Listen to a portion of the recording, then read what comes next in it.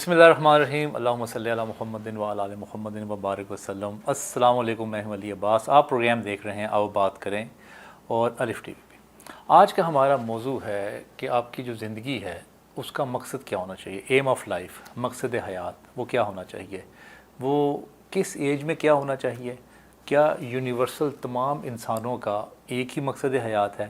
یہ سوال میں اس لیے رکھ رہا ہوں، یہ موضوع اس لیے رکھا ہے کیونکہ آج کل جب ایچ آر یا سی اوز کسی کا انٹرویو کر رہے ہوتے ہیں تو وہ یہ سوال ضرور پوچھتے ہیں، جب خاص طور پہ جو ہائی انٹلیکچوئلز ہیں وہ تو ضرور پوچھتے ہیں کہ آپ کی لائف کا مشن کیا ہے، آپ کی لائف کا مقصد کیا ہے۔ اب اس کے جواب سے وہ کیا نتیجے اخذ کرتے ہیں، ان تمام سوالات کو آج میں اپنے پروگرام میں سرفراز شاہ صاحب کے سامنے رکھوں گا۔ تو آئیے ہم چلتے ہیں شاہ صاحب کی طرف۔ السلام علیکم شاہ صاحب۔ وعلیکم السلام۔ شاہ صاحب، یہ بڑا کامن کوسچن جو ہے نا وہ آج کل ایچ آر مینیجر اور سی اوز پوچھتے ہیں کہ آپ کی زندگی کا مقصد کیا ہے، آپ کا مشن آف لائف کیا ہے۔ اچھا، میرے خیال سے پہلے ان سوالات کو شامل نہیں کیا جاتا تھا، یہ پچھلے ایرا سے ان سوالات کو انٹرویو میں شامل کیا جا رہا ہے۔ تو مجھے تو پہلے یہ بتائیے کہ یہ پوچھ کے وہ کیا اخذ کرنا چاہتے ہیں، اور پھر جو پوری دنیا ہے، پوری دنیا کے جو لوگ ہیں جس میں ایتھیسٹ بھی ہیں، جس میں ریلیجس لوگ ہیں، جس میں ایگنوسٹکس ہیں، یہ تین ہی بڑے جو ہے نا اسکول آف تھاٹ چلتے ہیں، کیا ان تمام کا جو مقصد حیات ہے وہ سیم ہے یا فرق ہے؟ بسم اللہ الرحمن الرحیم۔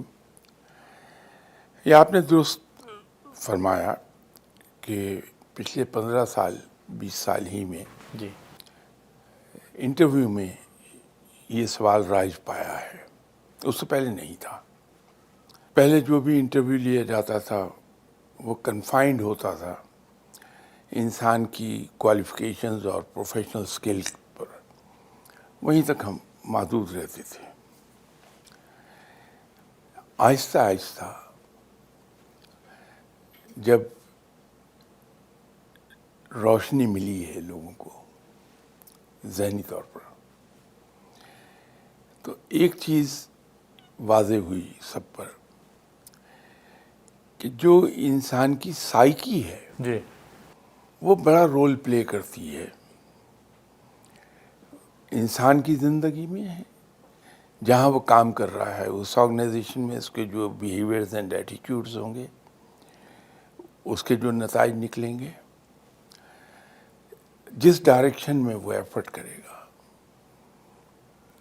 یا جس ڈائریکشن میں ادارے کو لے کے جائے گا، وہ بڑا معنی رکھے گی یہ بات کہ اس کی سائیکی کیا ہے، بندے کی نفسیات کو ایک بڑا دخل آیا ہے۔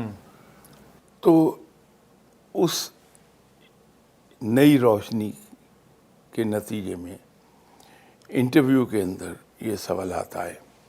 آپ کے کسی پروگرام میں میں نے ایک عرض کیا تھا کہ جو سینئر لیول پر اپوائنٹمنٹس ہوتی ہیں اس میں پروفیشنل سکل جی کے بارے میں تو سوال ہوتا نہیں ہے، اس لیے کہ اس لیول پر جو آدمی کام کر رہا ہے، پاکستان کے اندر پروفیشنل سرکلز اب آہستہ آہستہ ایکسپینڈ ہو رہے ہیں، ایک زمانے میں بہت ہی چھوٹا تھا،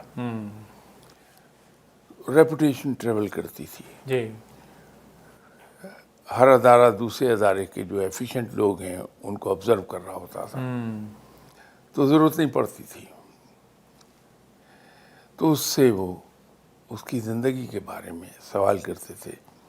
سمجھدار آدمی جب دوسرے کا انٹرویو کر رہا ہوتا تو وہ، اگر میں لے مین لینگویج میں بات کروں تو جس کا انٹرویو لے رہا اسے سوئی چبھ ہو کے خاموش ہو کے بیٹھ جائے گا، وہ ایسا سوال کرے گا جو اسے انسٹیگیٹ کر دے انٹرویو دینے والے کو، جی اور وہ انٹرویو دینے والا بولتا رہتا ہے، انٹرویو لینے والا چپ چاپ سنتا رہتا ہے، ٹھیک ہے، اس کو ٹوکتا نہیں ہے، اسے ڈس ایگری نہیں کرتا، اس کو انٹرپٹ کہیں نہیں کرے گا، ٹھیک، اس کو بولنے دے گا جو بول رہا ہے، میکسیمم نکال رہے ہیں اس کے اندر سے جو بھی ہے۔ کیونکہ جب آدمی بول رہا ہوتا ہے جی تو رفتہ رفتہ اس کا جو انر سیلف ہے، انر میٹ، وہ اس کا باہر آ رہا ہے، اوکے، اور وہی اصل شخصیت ہے، جو انسان کا انر میٹ ہے وہ اس کی اصل شخصیت ہے۔ ٹھیک، اسی طرح وہ اس سے یہ پوچھے گا کہ آج کل کون سی کتاب تمہارے زیر مطالعہ ہے، جی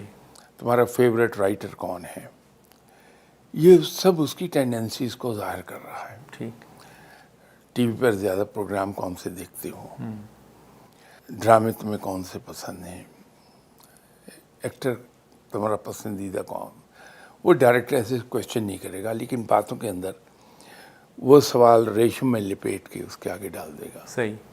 तो ये जो मिशन हम पूछते हैं जी कि आपकी ज़िंदगी का मिशन क्या है, जी। तो वो उस आदमी की सोच को जाहिर कर देता है। लेकिन हम एक बात नहीं जानते कि अगर आपके सामने अक्रॉस दी टेबल ज़हीन आदमी बैठा है, जब हम उससे ये डायरेक्ट सवाल पूछेंगे कि आपकी ज़िंदगी का मिशन क्या है, जी। तो एक घड़ा हुआ जवाब देगा जो उसकी अपनी सोच नहीं हो सकती। सही। कहीं से पढ़ लिया है किसी ने, तो वो आपको जवाब देगा, आप इम्प्रेस हो जाएंगे कि वाह, आला ज़हनी सतह का आदमी है। जी। सवाल जब भी आप डायरेक्ट करेंगे, तो जिससे आप सवाल पूछ रहे हैं उसके गार्ड्स, तमाम गार्ड्स खड़े हो जाएंगे, ज़हनी गार्ड्स उसके, आपको पेनिट्रेट नहीं करने देंगे। वो सवाल इनडायरेक्ट जाना चाहिए, तो फिर जवाब सही आता है। ठीक है। तो इंटरव्यू लेने वाले का सबसे बड़ा कमाल ये है कि जिसका वो इंटरव्यू ले रहा है, उसको अपनी गुफ्तगू से रिलैक्स करा दे। ठीक है। तमाम गार्ड्स उसके बैठ जाएं, ऑफ गार्ड कर दे उसे, सही है। और फिर उससे बातचीत के अंदर सवाल जवाब में उसकी इनर मेट को बाहर निकाल ले, तो बात बनेगी। लेकिन जिस क्रूड तरीके से हम सवाल पूछते हैं, जी जी। उससे तो वो घड़ा घड़ा जवाब दे देगा हमें। तो शाह साहब, ये भी तो परसेप्शन है ना, ये भी एक स्कूल ऑफ थॉट है कि आप जो कैंडिडेट है उस पर प्रेशर डालें ताकि हमें पता चले कि ये प्रेशर में किस तरह परफॉर्म करता है, ताकि इसका उस वक्त जो सिचुएशन हैंडलिंग है वो कैसे इसको आनी चाहिए। ये बड़ा पुराना स्कूल ऑफ थॉट है। ओके, ये राइट रहा है ना? राइट बहुत था, बहुत था। ठीक है। पै दर पै उस पर बौछार होती थी सवालात की। जी। एक सवाल किया, अभी उसका जवाब वो दे ही नहीं पाया तो दूसरा कर दिया, तीसरा कर दिया, चौथा कर दिया। जी। ये पुराना स्कूल ऑफ थॉट था। लेकिन अब रफ्ता रफ्ता रियलाइज़ किया कि जो बंदे को हम अंडर प्रेशर डाल के उससे करवाना चाह रहे हैं, उसकी तो सलाहियतें दब गई हैं। अंडर प्रेशर आ गया है, अब वो जो कुछ कर सकता है वो उससे निकल ही नहीं रहा बाहर। नहीं, असल में वो ये कहते हैं कि अंडर प्रेशर क्यों आया है। अगर वो बंदा कॉन्फिडेंट है, उसका एक्सपोजर है और वो उसकी नॉलेज है, स्किल है, तो वो क्यों आया अंडर ये प्रेशर? जालिमाना सोच है। जालिमाना इन द सेंस, एक आदमी है, उसको नौकरी की बड़ी ज़रूरत है, जी। वो तो बेचारा पहले ही अंडर प्रेशर है। सही है। वो घर से अब तक जो आयात उसको जो सूरतें याद हैं सही। पढ़ता चला आ रहा है कि मुझे नौकरी मिल जाए। सही है। अब आपने उसको और अंडर प्रेशर कर दिया, ठीक है। तो आप उसकी असलियत को तो जान ही नहीं सके कि वो असल में उसके अंदर क्या क्या टैलेंट हैं, क्या क्या क्वालिटीज़, क्या क्या वर्चूज़ छुपे हुए हैं। ये सब चीज़ें तो खोलकर उस वक्त आती हैं जब आप दूसरे को ऑफ गार्ड कर देते हैं। उसके नर्व्स बिल्कुल रिलैक्स कर गए हैं, वो आपको दोस्त की हैसियत से लेने लग गया है। अब वो जो बेतकल्फाना गुफ्तगू करता है तो उसकी शख्सियत खुलकर सामने आने लगती है। ये बड़ा ज़रूरी है। ठीक है। अच्छा, अब मकसद हयात की तरफ आ जाते हैं कि दुनिया में तमाम जो इंसान हैं, क्या उनका एक ही मकसद है, या आप इसको रिलीजियस पैराए में इसका जवाब देना चाहेंगे, या एग्नोस्टिक पैराए में, या एथीस्ट पैराया एक है, किस में आप इसको कवर करना चाहेंगे? हमें असल में अल्हम्दुलिल्लाह आप भी, मैं भी, हम सब मुसलमान हैं। जी। हमारे लिए रब का फरमान बसूरत कुरान पाक और फरमान रसूल सल्लल्लाहु अलैहि वसल्लम बसूरत अहादीस और सुन्नत वो मौजूद है। हमें तो वो गवर्न करती हैं चीज़ें। तो हमारा जो मकसद हयात है, मिशन है, वो वही है जो अल्लाह ताला ने मुसलमान का बयान कर दिया। जी। फ़र्क ये है कि उसको ट्रांसलेट कैसे किया जाए, उसको समझा कैसे जाए कि जिन्नो इंसान, इन सब को रब ताला ने अपनी इबादत के लिए पैदा किया। ठीक। اب اس کو سمجھنے کی ضرورت ہے کہ عبادت سجدہ ریزی کو ہم کہتے ہیں جی جو عام طور پہ سمجھتے ہیں، یا عبادت مشتق ہے بندگی سے، اور بندگی ہے ٹوٹل اطاعت سے، اور ٹوٹل اطاعت آتی ہے جب ٹوٹل سرنڈر میں جاتا ہے بندہ، صحیح. کہ رب کے حضور پوری طرح سرنڈر کر دیتا ہے تو اطاعت پیدا ہوتی ہے. جب اطاعت آتی ہے تو پھر بندگی آ جاتی ہے. تو مسلمان کا تو مقصد حیات یہ ہے. اب اگر اس کو آپ مذہبی نقطہ نظر سے ہٹ کے ایک بار انالائز کر لیں جی تو پتہ یہ چلے گا کہ مسلمان کو جتنے بھی احکامات بتائے گئے ہیں، اس کو جو زندگی گزارنے کا ڈھب دیا گیا ہے مسلمان کو، جی جی اس کو کسی انداز میں بھی آپ انالائز کریں گے تو ایک ہی بات واضح ہوتی ہے کہ مسلمان کو بہترین انسان بنانے پر زور ہے. ٹھیک ہے. کہ جو احکامات ہیں، اس طرح زندگی گزارو، اس طرح گزار لو، اس طرح کر لو، یہ کر لو، ان تمام چیزوں کو آپ گنتے جائیے اور یہ ریلائز کیجئے کہ ایک آدمی میں یہ اگر چیز ہو، اگر وہ اس کو فالو کر رہا ہے، مجھے کیسے پسند آئے گا وہ. میں اس کو ایسے آدمی کو will I love him اور I'll hate him.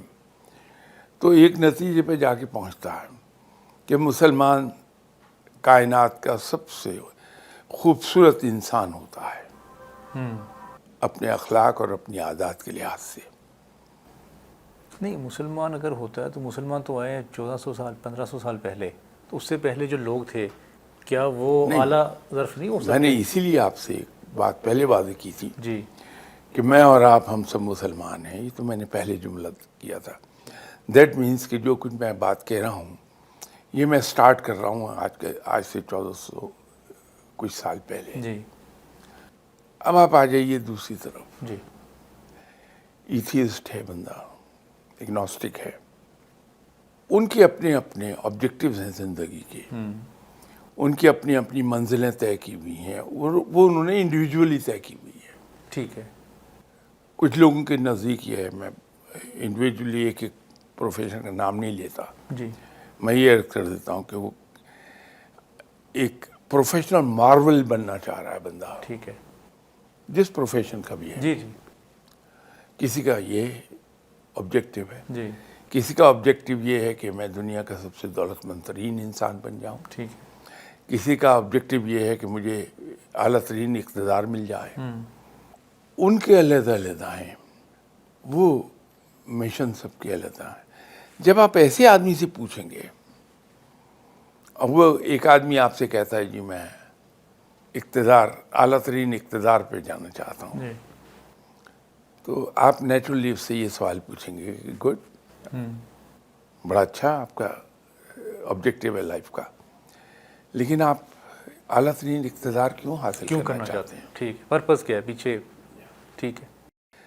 اب مجھ جیسے بندے سے آپ سوال پوچھ رہے ہیں تو میں تو جو کتابوں میں، رسالوں میں پڑھتا رہا ہوں، عقل مند لوگوں سے سنتا رہا ہوں، میں وہ جواب آپ کو دے دوں گا جی میں قوم و ملک کی خدمت کرنا چاہتا ہوں. ہاں ٹھیک ہے.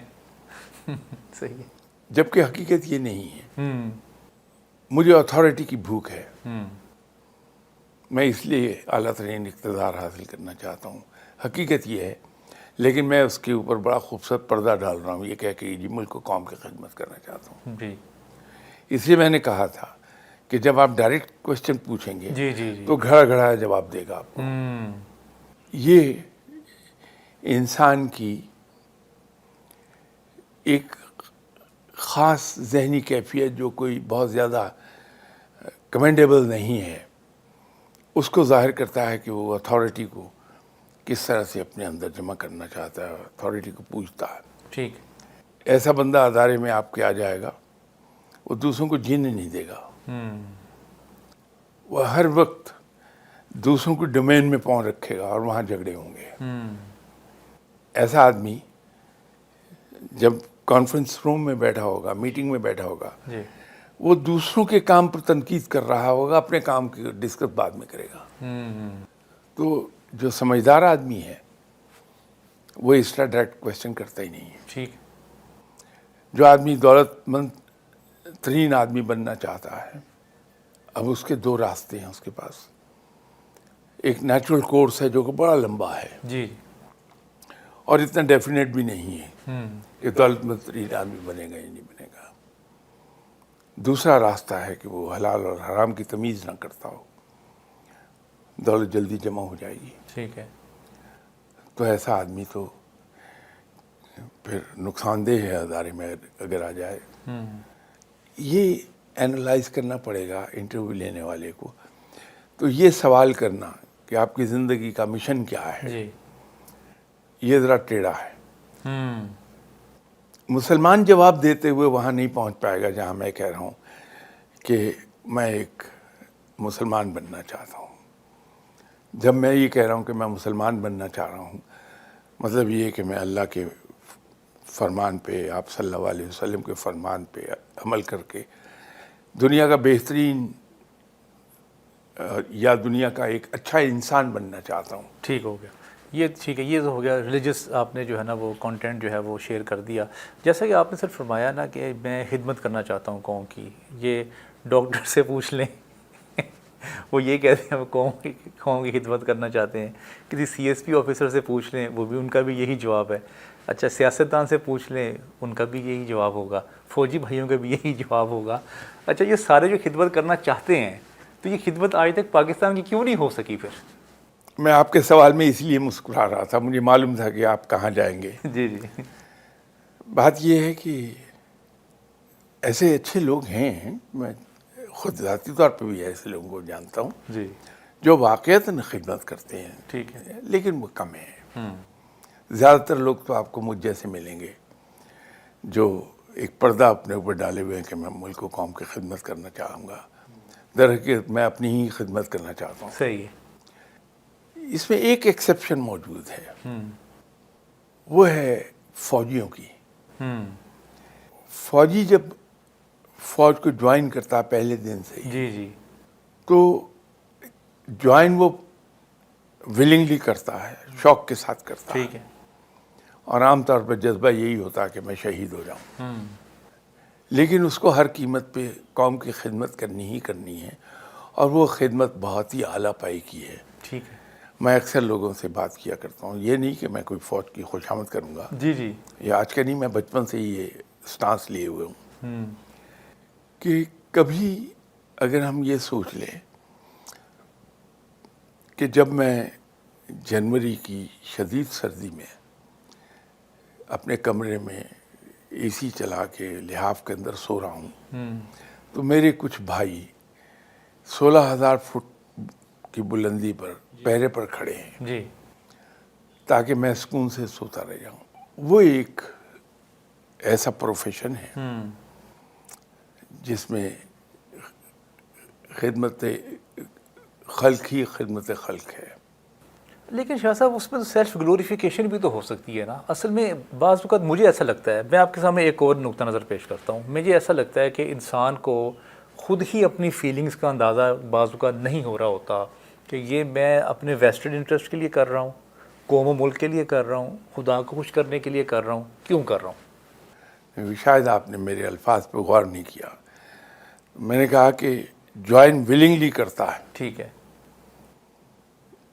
لیکن قوم کی خدمت پر فورس کر رہا ہوتا ہے by virtue of his job with army. ٹھیک ہے، لیکن جوائن وہ ولنگلی کرتا اور جذبہ یہی ہوتا ٹھیک ہے. شہادت کا. تو اس پروفیشن میں آپ کو ملک و قوم کی خدمت کرنا ہی کرنا ہے، اس لیے وہ ایکسیپشن ہے، اس کو علیحدہ کر دیجیے. ٹھیک ہے. سیلف گلوریفیکیشن وہاں شاید نہیں آتی ہے، اس لیے کہ آدمی کی جان کی حفاظت کے سامنے جی کوئی اور جذبہ نہیں ٹھہرتا. بائی انسٹنکٹ آپ اپنی جان کی حفاظت کرتے ہیں. جی جی.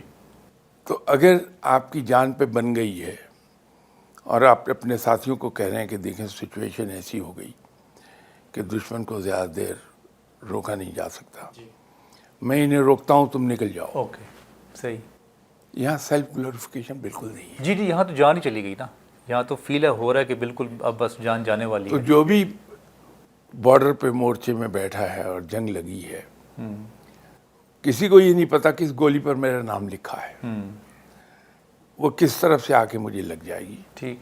तो सेल्फ ग्लोरिफिकेशन शायद वहाँ नहीं है, ठीक। वहाँ वो जज्बा सादिक है। तो इसलिए उसको हम अगर इलादा कर दें, बाकी चीज़ों में हम डिस्कस कर सकते हैं। नहीं तो शाह साहब, इस तरह जो सिक्योरिटी गार्ड होते हैं वो भी तो अपने मालिक की हिफाजत के लिए गोलियां खाते हैं और वो गोलियां बरसाते भी हैं। मेरा ख्याल है उन पर ये मिसाल सादिक नहीं आ पाएगी। कराची में एक ज़माने में हालात कोई ज़्यादा अच्छे नहीं थे। जी जी। तो जब मैंने वहाँ 2001 में ज्वाइन किया तो मैंने देखा कि मेरी गाड़ी के पीछे एक पिकअप है जिसमें आर्म्ड लोग बैठे हुए हैं। अच्छा। वो मेरे घर तक चले आ रहे हैं। ठीक है। तो मैंने उतर के पूछा, उनमें एक अफसर था, मैंने कहा क्या हुआ, खैरियत? कि नहीं सर, वो ये आपके गार्ड्स हैं। सिक्योरिटी आपकी है। हाँ। ठीक। तो मैंने उससे कहा कि नहीं, मुझे सिक्योरिटी की क्या ज़रूरत है। जी। तो वो थोड़ा सा उन्होंने मुझे दलाल देने की कोशिश की। तो मैंने तंग आके फिर कहा, मैंने कहा देखिए मैं आपको नहीं कह रहा हूँ, मैं एक जनरल बात कर रहा हूँ कि अगर आज कोई मेरे ऊपर हमला कर दे, सबसे पहले यहाँ से गायब होने वाले ये सिक्योरिटी के लोग होंगे। ठीक है। और ये होते देखा, फिर मैंने बहुत देखा। अच्छा। तो वहाँ ये चीज़ क्या, ये मिसाल सादिक नहीं आती फौज वाली। ठीक है। आपको एक मैं अपनी स्टूडेंट लाइफ का वाक़या बताऊँ। जी जी। मेरे कज़न्स थे, सबने एक दिन प्रोग्राम बनाया कि वहाँ का बॉर्डर देखने चलते हैं। हम लोग चले गए, जाके वहाँ खड़े थे, एक मेरा कज़न गायब हो गया। तो मुझे फिक्र हुई कि किधर गया, क्योंकि वहाँ कोई उस वक्त ना लाइन खींची हुई थी जी। ना कोई दीवार थी। ओके। बुर्जियाँ लगी थी फासले फासले पे। तो खैर वो 2 मिनट के बाद आया। मैंने कहा किधर गए थे? तो उसने कुछ नाजेबा सी बात कही। तो मैंने उसे कहा कि अगर 1 पाँव तुम्हारा आगे चला जाता ना तो इंडियन आर्मी ने तुम्हें पकड़ लेना था। वहाँ जहाँ का हम खड़े थे वहाँ हमारा एक सिपाही फौज का खड़ा था। I was really moved. मैं बात अपने कज़न से कर रहा हूँ, वो सिपाही फौरन बोला, साहब कैसे पकड़ लेता इसको, हम इधर खड़ा है, जब तक हम जिंदा है इसको कौन हाथ लगा सकता। ये जज्बा है। मैं बड़ा इम्प्रेस हुआ। ये बात है मेरा ख्याल है 1962-63 की, कुछ इस तरह का ज़माना था। लेकिन ये जो दूसरी मिसाल आपने दी उसके बारे में कुछ ज़्यादा अच्छा तजर्बा नहीं है। एट टाइम्स इन्हीं लोगों ने जिनकी हिफाजत पे मामूर थे उनको गोली मारी भी। जी बिल्कुल मारी हुई है, सही कहा। तो हम शायद उनके बारे में इतने एतमाद से बात नहीं कर सकते। ये सिर्फ आर्म्ड फोर्सेस के एम्प्लॉयज़ पे ही फिट आती है। ठीक है कि वो जान पर खेल कर भी आपकी हिफाजत कर लेंगे। ठीक है। शायद अब मैं एज पे आ जाता हूँ, 1 to 10 और 10 to 20, 20 to 40, फिर ये 40 to 60 और फिर कुछ लोग, चंद लोग 60 to 80 की तरफ चले जाते हैं। अब ये जो एज ब्रैकेट्स हैं, इन सब एज ब्रैकेट्स में जो मकसद हयात है वो फ़र्क है या वो भी यही है कि आपने बस अल्लाह की अताअत करनी है और इबादत करनी है और अच्छा मुसलमान बनना है? नहीं, सोच बदलती रहती है। जो अप टू 10 इयर्स की एज आपने बताई उसमें तो मेजॉरिटी नहीं होती, कुलियतन जज्बातियत होती है। ठीक। 10 to 20 तब्दीली आती है, लेकिन होता आदमी जज्बाती ही है। 20 to 30 हमारा मुआशरा और हमारे जो ख़ानदानी सिस्टम है बहुत अच्छे हैं, लेकिन ऐसे हैं कि जिसमें इंसान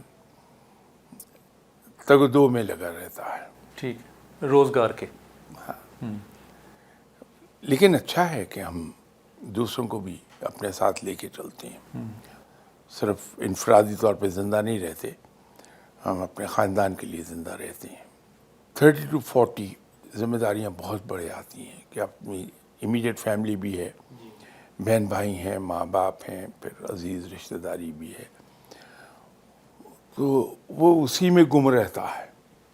بہت ہی ہلکا سا دھندلا سا ایک آبجیکٹو کا سایہ رہتا ہے کہ میں نے یہاں پہنچنا ہے. ٹھیک ہے. تو وہ اس ٹریک پہ چڑھ کے چل رہا ہوتا ہے،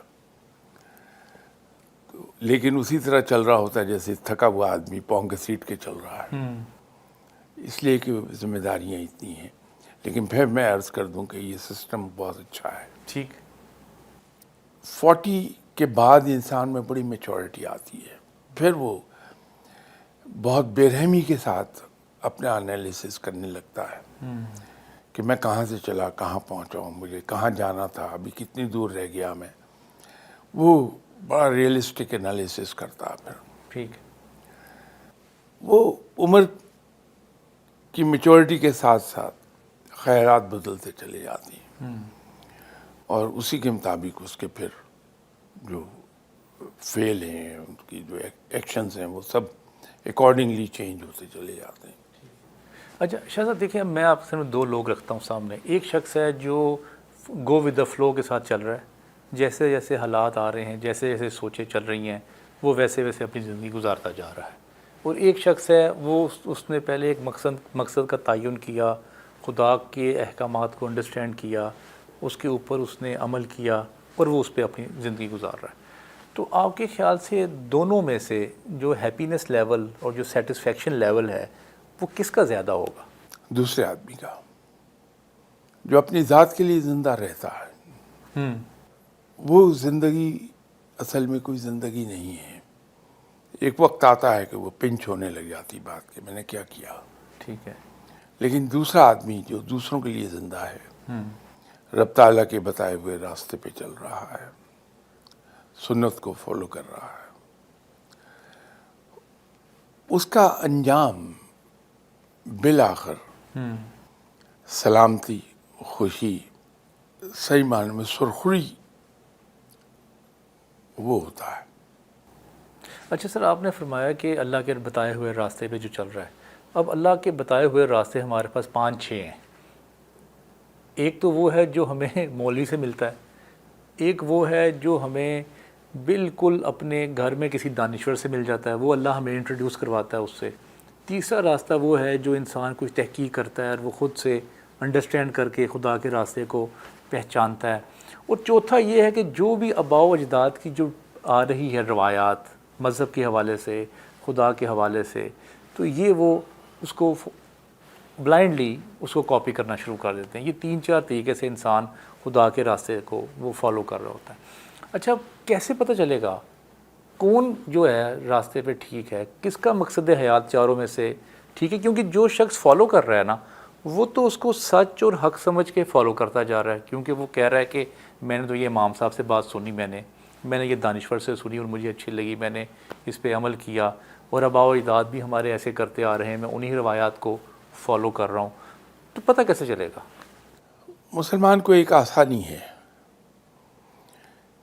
کہ قرآن ہے جو احکامات الہی ہیں، احادیث ہیں جو گائیڈ لائن ہیں، اور سنت ہے جو انسان کو راستہ دکھاتی ہے کہ ان دونوں کو فالو کرتے ہوئے جو راستہ ہے وہ یہ ہے. ٹھیک ہے.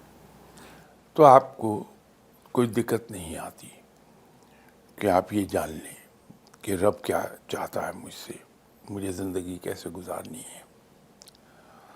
یہ کوئی اتنا دشوار کام نہیں ہے.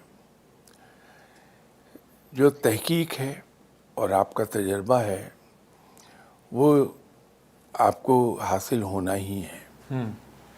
لیکن اگر ہم یہ عادت بنا لیتے ہیں کہ اس تجربے سے جو نتیجہ اخذ ہم کر رہے ہیں اس کو اگر ہم ان 3 چیزوں پہ پرکھ لیں، جو اس پر منطبق بیٹھ جائے اس کو اختیار کر لیں، باقی کو ڈسکارڈ کر دیں. اچھا میں نا بس یہ سوال کو نا مزید آسان کرتا ہوں. ایک شخص ہے جو کہ 15-20 سالوں میں اس کو اپنی فیملی سے کوئی روایات ملی، مذہبی روایات اور خدا کی پہچان ملی، اس نے اس پہ عمل کرنا شروع کر دیا. 60 سال کی عمر ہو گئی، وہ عمل کرتا آ رہا ہے، تو مقصد حیات اس کے حساب سے کلیئر ہے. 60 سال کے بعد اس نے تحقیق کرنی شروع کر دی. خود قرآن کی، خود حدیث کی، خود سنت کی تحقیق کرنی شروع کی، تو اس نے یہ آبزرو کیا کہ یہ تو میں غلط کر رہا تھا، یہ تو ایسا کہیں نہ لکھا ہوا ہے نہ پڑھا ہوا ہے، یہ تو ایک روایات ہیں جو چلتی آ رہی ہیں۔ اچھا میرا نا اس میں بڑا کرٹیکل سوال ہے، یہ کرٹیکل سوال یہ ہے کہ 20 سال سے جو 60 سال کی اس نے 40 سال کی جو زندگی گزاری، وہ تو ایک سمجھ لیں آپ خدا کی رانگ انٹرپریٹیشن پہ چل رہا تھا۔ جب اس کو 60 ایئرز میں خود تحقیق کی تو اس کو اندازہ ہوا یہ نہیں، یہ راستہ ٹھیک ہے۔ اب وہ جو 40 سال ہیں، کیا ان 40 سالوں میں اس کا جو سیٹسفیکشن اور ہیپینس لیول جو ہے وہ ہوگا یا نہیں؟ دو چیزیں ہیں، ایک تو جو دین بتاتا ہے کہ یہ کر لیجئے، جی اور اس کے ساتھ ساتھ کلچرل ویلیوز ہیں۔ ہم جو انڈین سب کانٹیننٹ میں رہنے والے ہیں، جی پاکستان، انڈیا، بنگلہ دیش، ان کو ایک دقت پیش آتی ہے۔ کلچرل ویلیوز ہماری جی کئی جگہوں پر دین کے بتائی ہوئی چیزوں سے ٹکراؤ رکھیں گی، صحیح، اس لیے کہ ہم نے ہمیشہ سے زندگی ایک خاص کلچر کے تحت ہی گزاری ہے۔ جی وہیں سے ہم الحمدللہ اللہ نے توفیق بخشی، کنورٹ ہوئے، مسلمان ہو گئے، راہ اختیار کر لی، لیکن وہ کلچر نہیں چھوڑا ہم نے، کیونکہ اسی کلچر میں رہ رہے تھے دین اختیار کرنے کے باوجود۔ جی تو کلچرل ویلیوز ہم پر اثر انداز ہوئی بھی ہیں۔ ہونا یہ چاہیے تھا کہ ہمارے یہاں جو تعلیم دی جاتی میڈیا کے ہر ذریعے سے، وہ یہ دی جاتی کہ یہ کلچرل ویلیوز دین کے مطابق نہیں ہے، نہیں ہے، صحیح ہے، ان کو چھوڑ دیں۔ اگرچہ بڑی اسٹرانگ چیز ہے کلچرل ویلیوز، لیکن آہستہ آہستہ پچھلے 77 ایئرس سے اگر ہم کوشش کر رہے ہوتے تو یقیناً آج آپ یہ سوال آپ کو نہ پوچھنا پڑتا۔ تو ہماری کلچرل ویلیوز بھی ہمارے دین کے مطابق ہو گئی ہوتی، لیکن کچھ تبدیلی آئی ہے الحمدللہ۔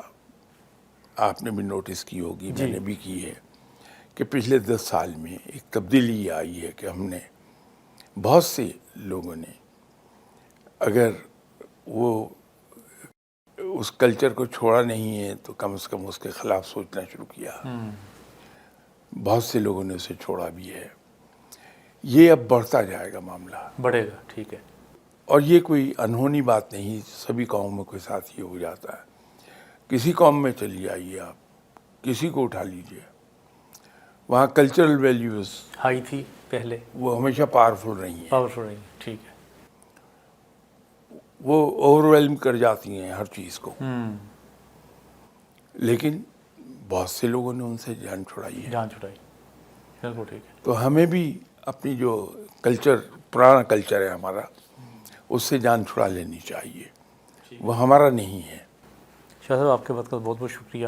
اچھا میری جو انڈرسٹینڈنگ ہوئی ہے اس پورے ایپیسوڈ میں، وہ یہ ہے کہ جو مذہب ہے یا جو آپ کا مقصد حیات ہے، وہ ڈریون ہونا چاہیے خدا کے احکامات سے، نہ کہ کلچرل ویلیو سے۔